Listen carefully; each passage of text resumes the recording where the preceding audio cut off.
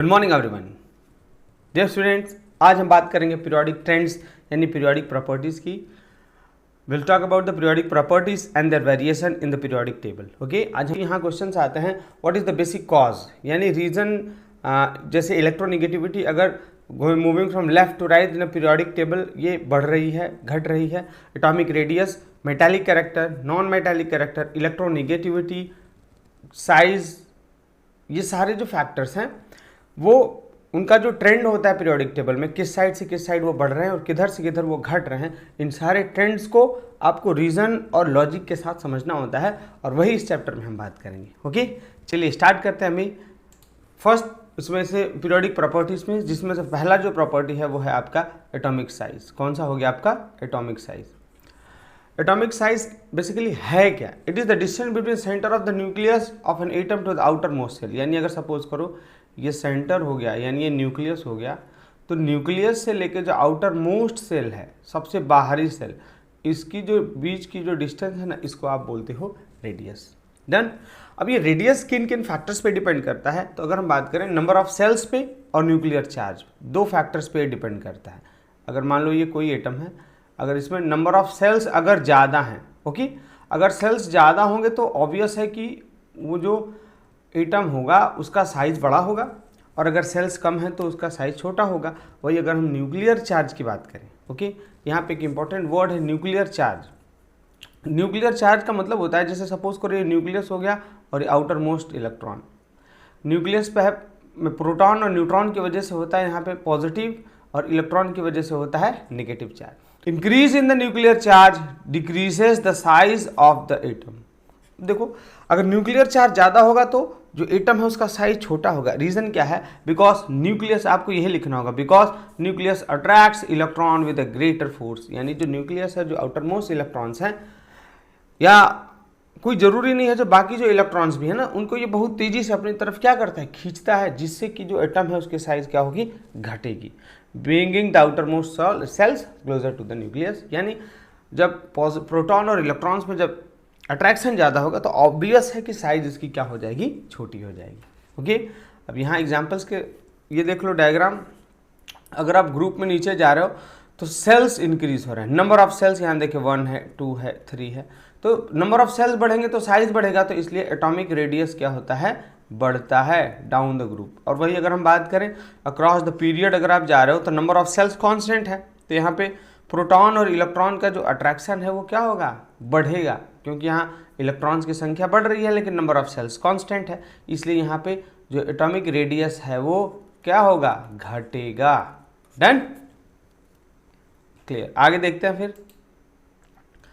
Atomic size of an atom increases as one proceeds from top to bottom because shell increases. Okay, ये इसके reasons हैं।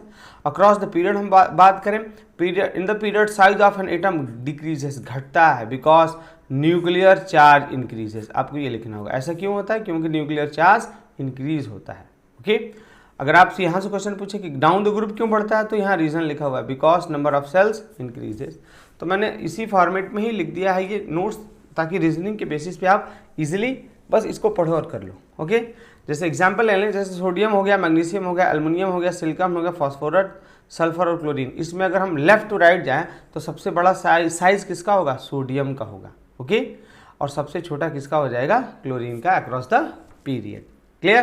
क्योंकि nuclear charge बढ़ रहा है तो साइज घटेगा। एक्सेप्शन देख लेते हैं। एक्सेप्शन है किसका? इनर्ट गैसेस का। इनर्ट गैसेस में बेसिकली होता क्या है? They are bigger than the halogens, जबकि उनको हेलोजन से छोटा होना चाहिए, क्योंकि आप लेफ्ट से अगर राइट जा रहे हो पीरियोडिक टेबल में, लेकिन ऐसा होता नहीं है। क्यों होता है? क्योंकि आउटर मोस्ट सेल्स जो है ना इनर्ट गैसेस का, वो क्या है? कंप्लीट है, और इसकी वजह से उसके अंदर ज़्यादा इलेक्ट्रॉन का रिपल्सन है, यानी बिकॉज ऑफ उसका ऑक्टेट जो कंप्लीट है। जैसे यहाँ देखिए साइज इसकी बड़ी है।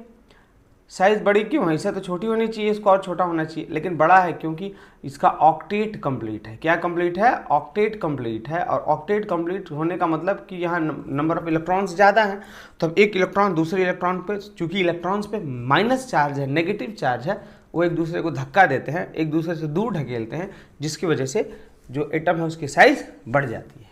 ओके, आगे बढ़े अब हम। चलो आप देख लो।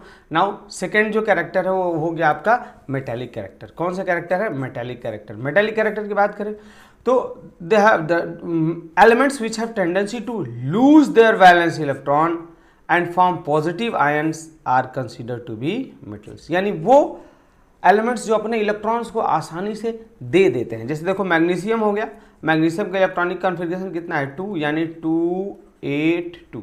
अभी मैग्नीशियम इसको इलेक्ट्रॉन को अपने दे देगा। अगर सोडियम की हम बात करें तो 11 हो गया, तो 2 8 1।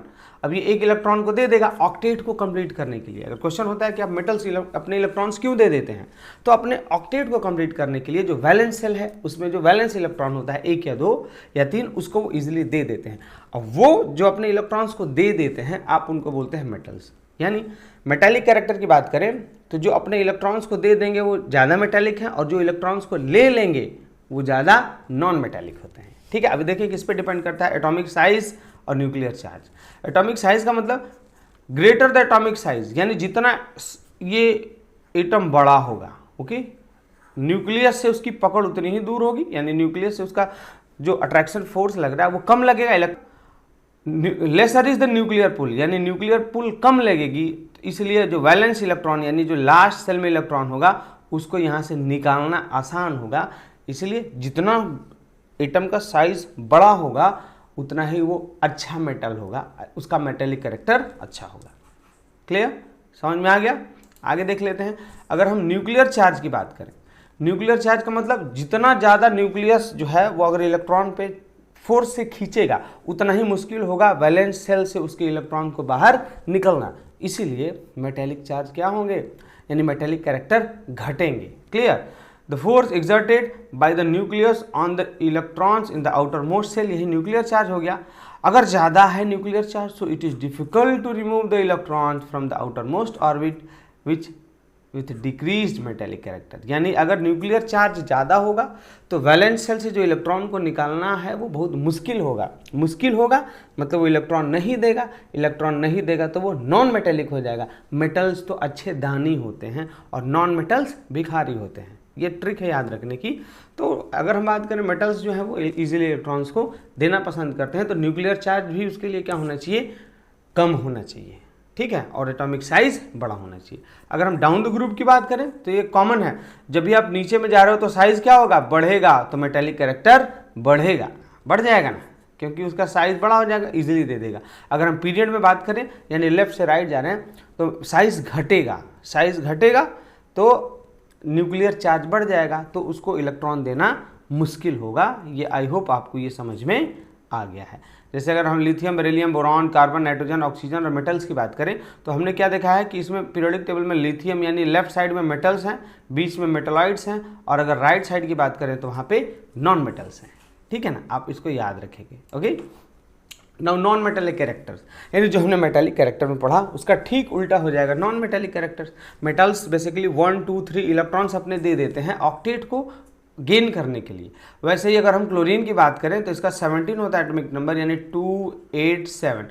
अभी देखो इसको ये 7 इलेक्ट्रॉन देना मुश्किल है, इसकी बजाय ये एक इलेक्ट्रॉन क्या करेगा? ले लेगा। इस वजह से इसकी वैलेंसी कितनी होती है? 1।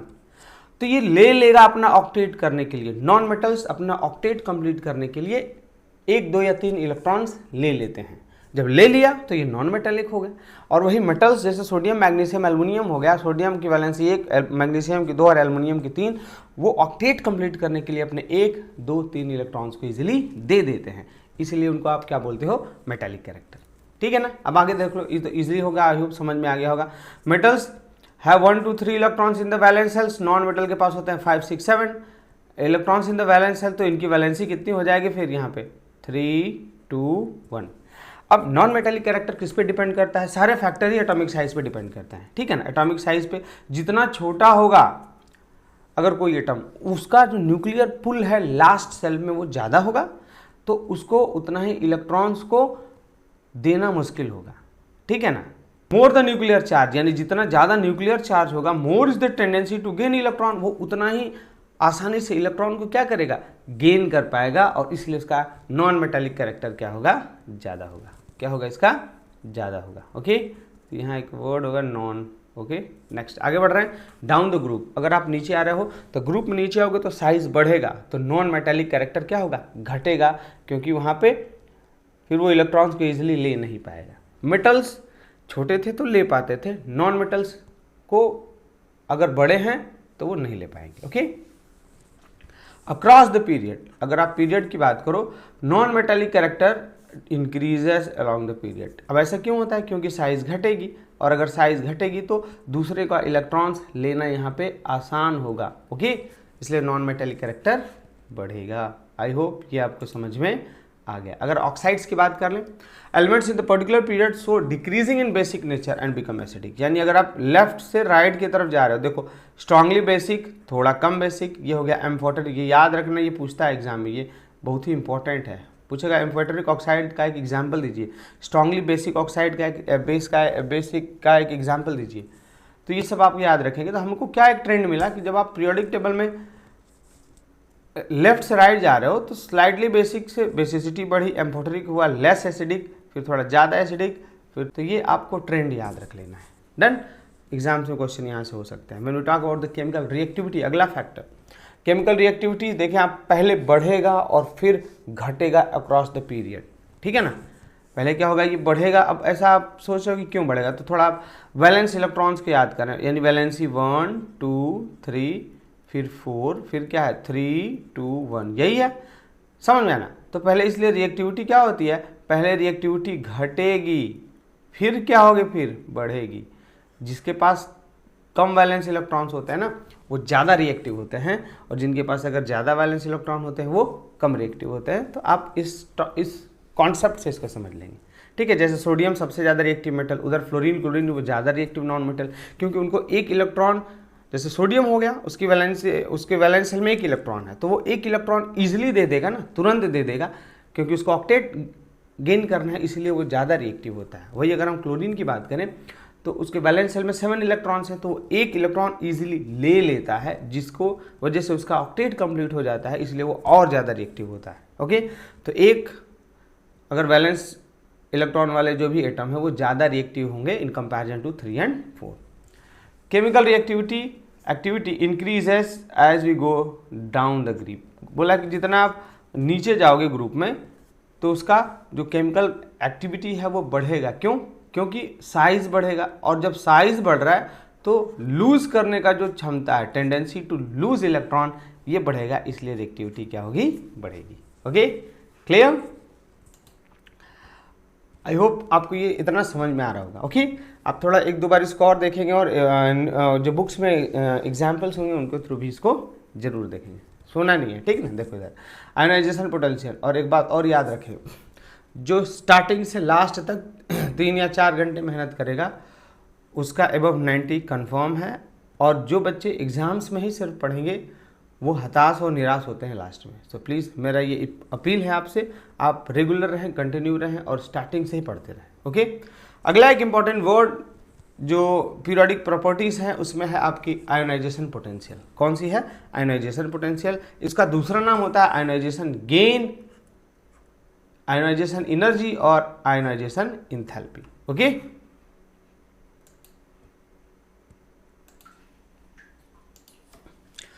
आयोनाइजेशन पोटेंशियल और आयोनाइजेशन एनर्जी, और इसको अगला वर्ड बोलते हैं आयोनाइजेशन इंथैल्पी। तो थोड़ा ये वर्ड्स आप ध्यान से देखेंगे, कंफ्यूजिंग है, आप एग्जाम में इसको गलत ना करें।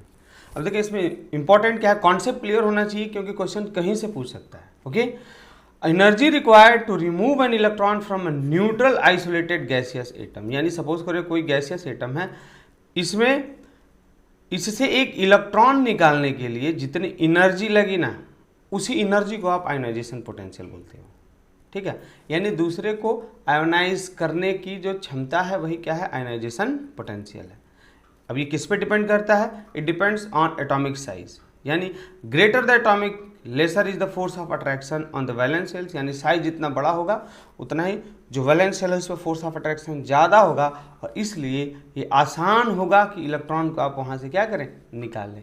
यानी जो एटम जिसकी साइज छोटी है उसकी आयोनाइजेशन पोटेंशियल ज़्यादा होगी, और अगर जिसका एटॉमिक साइज बड़ा है उसका आयोनाइजेशन पोटेंशियल कम होगी। ओके उसको छोटे को आयनाइज करना मुश्किल होगा लेकिन बड़े को आयनाइज करना इजी होगा। ये हो गया क्या, आपका आयोनाइजेशन पोटेंशियल। अब आगे हम बात करें न्यूक्लियर चार्ज।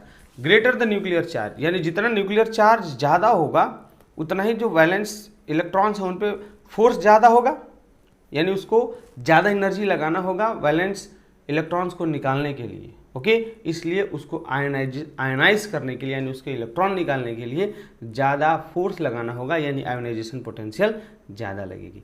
अब आपको लोकल समझ लेना है कि अगर इजी लैंग्वेज में कि आयोनाइजेशन क्या है, तो दूसरे से इलेक्ट्रॉन्स, दूसरा एक एटम हो गया ना, उससे इलेक्ट्रॉन बाहर निकालने की क्षमता, यानी इलेक्ट्रॉन छीनने की क्षमता आयोनाइजेशन पोटेंशियल होती है। अगर वो छोटा होगा एटम तो आप उससे इलेक्ट्रॉन नहीं छीन पाएंगे क्योंकि न्यूक्लियस से वो बहुत तेज़ी से चिपका होगा।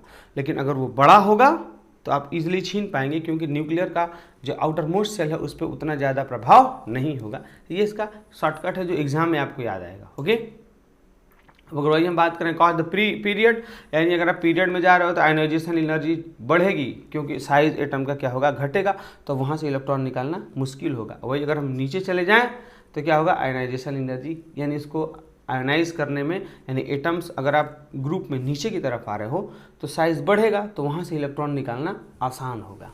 डन, तो ये आई होप सबको समझ में आ गया। अब अगला इंपॉर्टेंट वर्ड है यहाँ पे इलेक्ट्रॉन अफिनिटी। प्लीज़ डिफिनीशन वगैरह भी याद रखें आप। अमाउंट ऑफ एनर्जी रिलीज्ड, देखो यहाँ पे एक वर्ड आ रहा है, amount of energy released while converting a neutral gaseous isolated atom into negatively charge gaseous ion. यानी यहाँ पे क्या है, अब इलेक्ट्रॉन अफिनिटी, इलेक्ट्रॉन अफिनिटी का मतलब, ये अफिनिटी शब्द का मतलब होता है ना अट्रैक्शन। क्या होता है, अट्रैक्शन। इस शब्द से आप इसको पकड़ लेंगे, अट्रैक्शन हो गया, लव हो गया, ठीक है ना, ठीक है ना, समझ में आया, मतलब खींचना अपनी तरफ। तो इलेक्ट्रॉन अफिनिटी का मतलब, अगर सपोज करो कोई एटम है तो दूसरे इलेक्ट्रॉन को अपनी तरफ कब खींच लेगा, कंडीशन है। अगर मान लो एक एटम छोटा है यानी उसका न्यूक्लियर पुल ज़्यादा होगा तो दूसरा जो एटम है यानी इलेक्ट्रॉन है उसको ईजिली खींच लेगा अपनी तरफ, और अगर यही बड़ा है तो दूसरे को ईजिली खींच नहीं पाएगा। तो इलेक्ट्रॉन अफिनिटी का मतलब मैंने जो कॉन्सेप्ट थोड़ा एक लॉजिक बनाया है ताकि दूसरे इलेक्ट्रॉन को अपनी तरफ अट्रैक्ट करना, पुल कर लेना, यही इलेक्ट्रॉन अफिनिटी है। ओके, इसमें आप देखो क्या है, अमाउंट ऑफ एनर्जी रिलीज, यानी बोला है कि वो एनर्जी बाहर निकले जब आप एक न्यूट्रल गैसियस एटम को क्या कर रहे हो, उस पर आप इलेक्ट्रॉन देके उस पर एक नेगेटिव चार्ज ऐड कर रहे हैं, तो वो जो वहाँ से एनर्जी निकल रहा है उसको आप इलेक्ट्रॉन अफिनिटी बोलेंगे। किन किन फैक्टर्स पे डिपेंड कर रहा है, देखें, first smaller the size greater is the electron affinity, यानी अगर साइज छोटी है तो जैसे मान लो ये एक हो गया और ये बी हो गया, ठीक है ना, अगर इसकी साइज छोटी है और इसकी साइज क्या है, बड़ी है, तो ये अगर इलेक्ट्रॉन है तो इसको अपनी तरफ ये खींच लेगा, ठीक है ना, और अगर ये बड़ा वाला है तो अपनी तरफ इलेक्ट्रॉन नहीं खींच पाएगा। यही इलेक्ट्रॉन अफिनिटी का कॉन्सेप्ट है, because effective attraction between the nucleus and valence electron is greater. छोटे वाले पे इफेक्टिव न्यूक्लियस चार्ज ज़्यादा होगा तो जो दूसरे हैं ना एटम्स उनके अंदर से इलेक्ट्रॉन्स को ईजिली खींच पाएगा। ओके, तो आसान है ये, आई होप आपको ये समझ में आया होगा। और अगर हम बात करें greater the nuclear charge greater is the electron affinity, यानी जितना ज़्यादा न्यूक्लियर चार्ज होगा उतना अफिनिटी ज़्यादा होगा क्योंकि उसमें जो इफेक्टिव अट्रैक्टिव फोर्स है वो क्या है, ज़्यादा है। क्लियर। अगर पीरियड की बात करो, अगर atomic size decreases and nuclear charge increases, अगर पीरियड में जा रहे हो आप लेफ्ट टू राइट तो वहाँ पे जो एटम है उसकी साइज धीरे धीरे घटती चली जाएगी क्योंकि सेल्स बढ़ेंगे, प्रोटॉन और इलेक्ट्रॉन बढ़ते हैं, तो जो न्यूक्लियर चार्ज होता है वो क्या होगा, ऑब्वियसली बढ़ेगा। जब बढ़ गया तो इलेक्ट्रॉन अफिनिटी इसकी क्या हो गई, बढ़ गई। समझ में आना। एक पीरियड में हम बात करें तो एटॉमिक साइज पीरियड में जाएंगे तो घटेगा, इसलिए जो उसका न्यूक्लियर चार्ज है वो बढ़ेगा, इसलिए इलेक्ट्रॉन अफिनिटी क्या हो जाएगी, बढ़ जाएगी। और वही अगर हम ग्रुप के अंदर जाएं तो इसका जो साइज है वो बढ़ेगा, जिस वजह से जो न्यूक्लियर चार्ज है क्या होगा, वो घटेगा, इसलिए इलेक्ट्रॉन अफिनिटी भी डिक्रीज होगी। ओके, सो आई होप ये आपको पूरा यहाँ तक ये कॉन्सेप्ट क्लियर हुआ। आगे और इम्पॉर्टेंट और लास्ट वर्ड है इलेक्ट्रोनेगेटिविटी।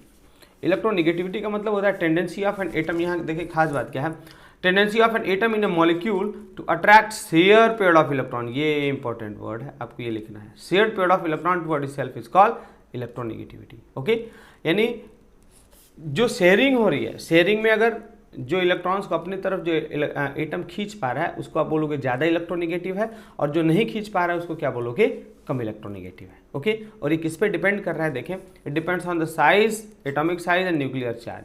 अगर साइज बड़ा है तो इलेक्ट्रोनेगेटिविटी क्या होगी, कम होगी, क्योंकि अपनी तरफ इलेक्ट्रॉन्स को जो शेयर्ड पेयर ऑफ इलेक्ट्रॉन्स उनको नहीं खींच पाएगा। और अगर हम बात करें न्यूक्लियर चार्ज की, अगर ज़्यादा होगा तो इलेक्ट्रोनेगेटिविटी क्या होगी, इसकी ज़्यादा होगी।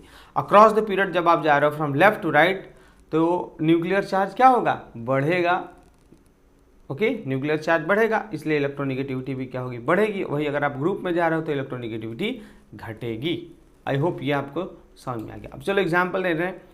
Across the period electronegativity increases from left to right, okay, क्योंकि न्यूक्लियर चार्ज बढ़ रहा है। और डाउन द ग्रुप जा रहे हो आप तो इलेक्ट्रोनेगेटिविटी क्या होगा, घटेगा, क्योंकि यहाँ पे साइज उसका बढ़ रहा है। अब यहाँ पे एक कॉन्सेप्ट है कि हम कैसे समझें कि मतलब कि ये शेयर्ड पेयर ऑफ इलेक्ट्रॉन्स क्या है। तो थोड़ा आप एग्जांपल से यहाँ समझें। सपोज करो ये हाइड्रोजन हो गया, इसका ये हाइड्रोजन और क्लोरीन, ये मान लो हाइड्रोजन हो गया और ये क्लोरीन हो गया। ओके, अब इनके बीच में एक बॉन्ड, कौन सा बॉन्ड बनेगा, तो आपको पहले ही पता है कौन सा बॉन्ड बनेगा, कोवेलेंट। 1 2 3 4 5 6 और ये 7, 1 2 3 4 5 6 7 हो गया। अब यहाँ हमने मान लिया कि एक बॉन्ड बन गया है। ये कौन सा बॉन्ड बन गया है, कोवेलेंट बॉन्ड। डन, क्योंकि दोनों नॉन मेटल्स हैं तो कौन सा बॉन्ड बनेगा, कोवेलेंट बॉन्ड। समझ में आ गया क्या, दोनों कोवेलेंट बॉन्ड बन गया। अब देखो यहाँ पे नॉर्मली ये क्या होता है ना कि जैसे ये हाइड्रोजन और क्लोरीन है, जैसे हमने मान लिया दूसरा एक डायग्राम बना लिया, हाइड्रोजन हो गया और ये हाइड्रोजन हो गया, हाइड्रोजन का इलेक्ट्रॉन जो शेयर्ड है, और ये क्लोरीन, ठीक है ना। अब ये जो शेयर्ड इलेक्ट्रॉन्स होते हैं ना वो नॉर्मली दोनों के बीच में होते हैं, क्या होंगे, बीच में होंगे, ठीक है। लेकिन अगर दोनों की इलेक्ट्रोनेगेटिविटी बराबर है तब बीच में होंगे। अगर मान लो इसी में से कोई ज़्यादा इलेक्ट्रोनेगेटिव है और कोई कम इलेक्ट्रोनेगेटिव है, जैसे इस केस में क्लोरीन क्या है, ज़्यादा इलेक्ट्रोनेगेटिव है, तो ये क्या करेगा ना, ये जो शेयर्ड पेयर ऑफ इलेक्ट्रॉन्स है इनको अपनी तरफ खींच लेता है। क्या करेगा, ये अपनी तरफ खींच लेगा, तो ये कुछ इस टाइप का इमेज बन जाएगा, ठीक है ना। क्लियर हो गया क्या, अपनी तरफ ये खींच लेगा। तो अब इस इलेक्ट्रॉन्स चूंकि इधर मूव कर रहे हैं तो इसके ऊपर कौन सा चार्ज आ जाता है, पार्शियल नेगेटिव, और इसके ऊपर कौन सा आ जाएगा, पार्शियल पॉजिटिव। तो यहाँ देखें, यानी पार्शियल नेगेटिव और पॉजिटिव, यानी यहाँ पे डाइपोल बन गया। डाइपोल का मतलब अगर H और Cl मान लेते हैं तो इधर माइनस चार्ज आ गया और इधर थोड़ा सा प्लस चार्ज, जिससे कि ये कौन सा कंपाउंड बन गया, पोलर कंपाउंड। कौन सा कंपाउंड बन गया, पोलर कंपाउंड। मतलब कि अगर इलेक्ट्रोनेगेटिव कंपाउंड है किसी भी बॉन्ड फॉर्मेशन में, जैसे हाइड्रोजन के साथ क्लोरीन हो गया, फ्लोरीन हो गया, तो फ्लोरीन क्लोरीन सबसे ज़्यादा इलेक्ट्रोनेगेटिविटी है, इनकी इलेक्ट्रोनेगेटिविटी 4 और 3.5 है।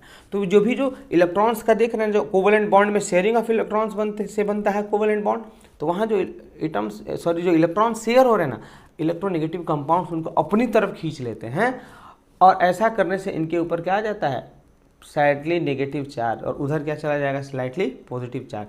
तो ये ज़्यादा जो इलेक्ट्रोनेगेटिव होते हैं उनके अंदर इलेक्ट्रोनेगेटिविटी ज़्यादा होती है, क्योंकि वो जो शेयर्ड पेयर ऑफ इलेक्ट्रॉन है उनको अपनी तरफ खींच लेते हैं, जैसे यहाँ पे किसने किया है, क्लोरीन ने किया है। आई होप आपको समझ में आ गया। क्लोरीन ज़्यादा इलेक्ट्रोनेगेटिव, इसलिए इलेक्ट्रॉन इधर खींच गए, इसलिए इस पर आ गया नेगेटिव चार्ज, इसलिए कौन सा कंपाउंड बन गया, ये polar compound. Okay, so I hope आपको ये वीडियो पसंद आया होगा। और हमने ये देखो, आप यहाँ एक शॉर्टकट ले लिया हमने। अगर आप यह कॉन्सेप्ट वाइज अगर आपको सारा समझ में आ जाए तो ये इसका स्क्रीनशॉट ले लेना, ताकि आप इसे ये चैप्टर मुश्किल से कुछ सेकंड्स या मिनट्स में आप इसको रिवाइज कर लें। ओके, ये फ्लो चार्ट देखोगे तुरंत रिवीजन हो जाएगा, आपके दिमाग में वो चलना चाहिए बेसिक रीज़न कि ऐसा क्यों हो रहा है, ठीक है। एक ही वर्ड्स बार बार आए हैं, इसलिए कॉन्सेप्ट आई होप क्लियर होगा और आप इजीली उसको समझ पाएंगे। अगर प्लीज़ ये वीडियो अगर आपको पसंद आया तो लाइक और अपने फ्रेंड्स को शेयर ज़रूर करें। Thank you, have a great day, जय हिंद।